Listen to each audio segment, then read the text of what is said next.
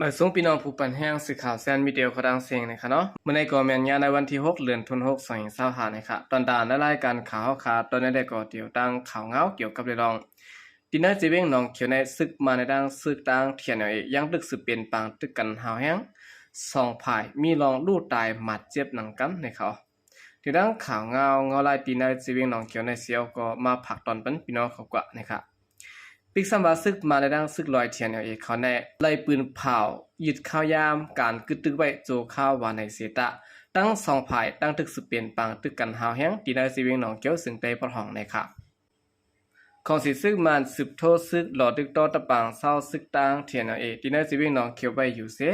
เดี๋ยวในวันที่3เดือนจุนนั้นมาต่อพอถึงในวันที่4เดือนจุนในซึกมาในดังเทียนเปลี่ยนปางตึกกันหาวแห้งตีวันชอกแข่ง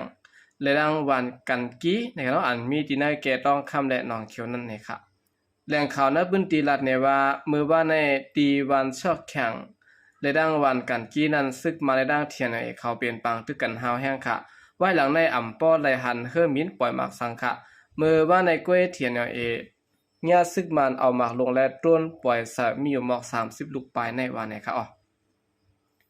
วันกันกี้ในติยันไก่กันตั้งเวียงหนองเขียวอันซึกตั้งเทียนเขากุ้มกำนั่นอยู่หมอก7ลักกล้วยสิแลตอนเมื่อวานในมีข่าวออกมาว่าภายของสิซึกมันเขาขึ้นกุ้มกำไรวันกันกี้นั้นขึ้นยอดนะคะย่ำเดียวดับซึกมันเขาลูกตั้งวันต้องค่ำและอุ้มไม้ตีดันเสตึกโทซึกตึกซีเหมาขึ้นที่เวียงหนองเขียวอันเขาเลยปล่อยพาไว้นั่นอยู่วันไหนค่ะของสิซึกมันได้ดังจุ่มดีเขา3จุ่มอันป้าเทียนนั้นปืนเผา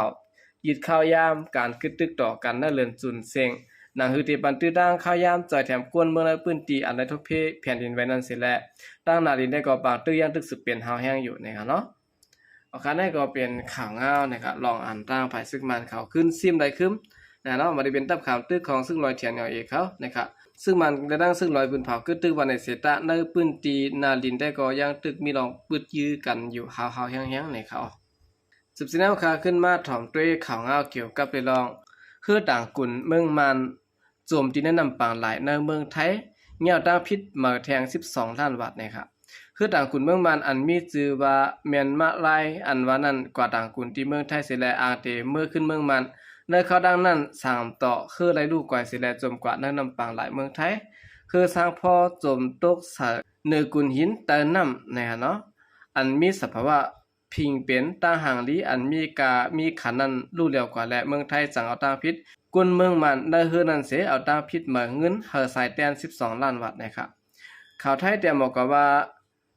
เนื้อเฮือเมืองมันลำนั้นมีคนเมืองมันป้ามา8ก็ค่ะเจอเขามาต่อโคกุนตีจะดอนล้านน้องเมืองไทยเสร็จแล้วอันเด็กบอกเมื่อขึ้นเมื่อในวันที่31เดือนธันวาคม2025กว่าเวทส่งโคและกุนจำเฮือ1เกาะตีเวงเกาะ2เมืองมันเสร็จแล้ว10ข้าวด้างกว่าแทงตีเวงเมฆเมืองมันถึงมาในวันที่1เดือนธันวาคม2025ยับพงน้ำผังพัดสาเสเอาปุ่มเคอจัดแจกกว่าในกลางน้ำปางหลายไทยนะครับก็เปิดนั้นแรกกวนคัดเฮอจังแนทหากุนอันเตขึ้นตาไลโจค่าเสและคับพอกว่าเมื่อจำได้ถึงกุนสุรินอันมีภายของส่วนอู้เย็นซิมแป้งสภาวะเมืองไทยนั้นคือไรลูกกว่าเสสมกว่าเนื้อนำในเขาบริการภายห่มลมสายน้ำเมืองไทยและดังจุ่มจอยผู้โทเพเขาอ่อนกันกว่าจอยแถมเอาออกมาไล่กุนเฮอตา7ก็โคกุนเฮอได้ก็ตัวกว่าเนื้อนำหมากมือกว่าเสียงในค่ะเนาะเตียนเฮอสร้างพอเมืองมันโจมโตกว่านั้นซ้ำเป็นกุนหินยาวนะครับอันมีสภาวะห่างดีมีขัน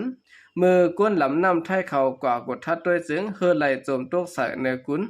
หินตั้งกว้างปันหอบที่มีอยู่1ปาก50 มิตรลูกกว่า75 มิตรหรือสินั่นปามกาโคกุนเนื้อเฮอก็ตกหมากมือตุ้มเตอใส่ต้นไม้ต้นตอกหินไหลลูกกว่าซ้อมเหมือนกันนะครับก็เป็นนั้นแหละตั้งฝ่ายตนาตีส่วนอู้เย็นสภาวะเมืองไทยหมาบมาเอาตาพิดถึงก้นเหนือเฮือเมืองมันตาเจ็ดก็อันว่าเลยลองเฮ็ดให้สภาวะพิงตื้นเจอจัดลู่ซุ้มวันนะครับบุญดาได้มนต์เมฆขึ้นกุนหินยาวเฮอปอเหมือนเก่าขึ้นนั้นเฮอเขาเตี้ยนสายปันขึ้นเงินไทยตา12ล้านบาทนั่นได้ก็ยังไปป้ากาดตึดจันหลากออกขึ้นเฮอสร้างพอเมื่อหลากออกมาคือนั่นก็ติดตุ้มหล่อเฮอกุนหินดูแล้วตานหือนั่นอำหูไหลวันนี้ครับเนาะ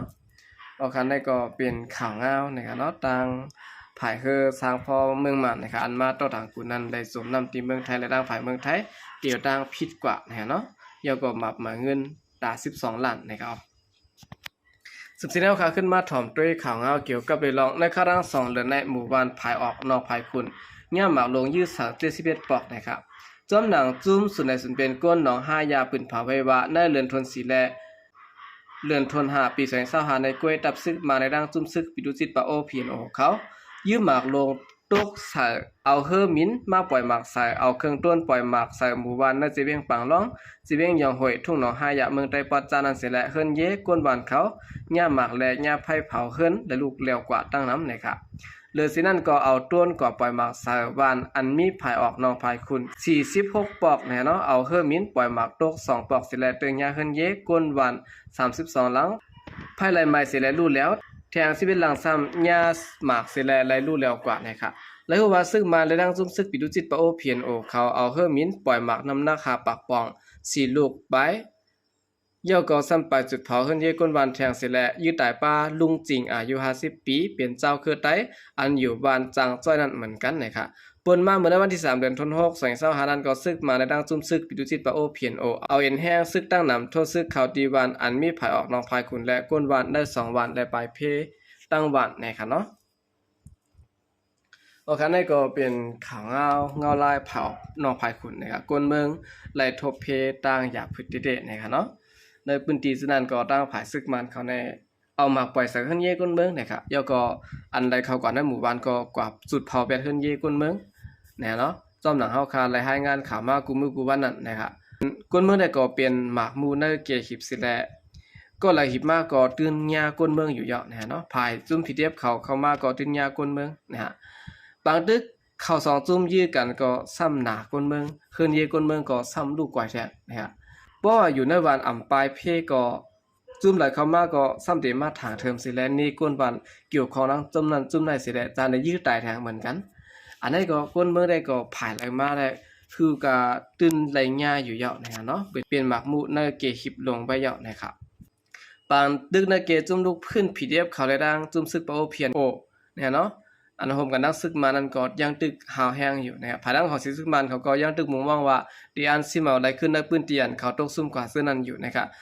ซึ่งมันก็เกี่ยวเอาจุ่มซึกปิดุจิตปะโอสิและเข้าปางตึกมาซ้อมกันขึงข้าวยามหลายเรือนเยอะเหมือนกันเนี่ยเนาะภายจุ่มซึกปิดุจิตปะโอเขาก็มีรองดูตายมาเจ็บนำอยู่นะครับโอเคกำเนิดสุดในก็ยินจมนับยามของมันถึงพี่น้องผู้กำแถมปัญหาเขาดังเสียงอยู่เขายินจมนับยามยามเสียขาใจก็เดียมาส่งค่ะ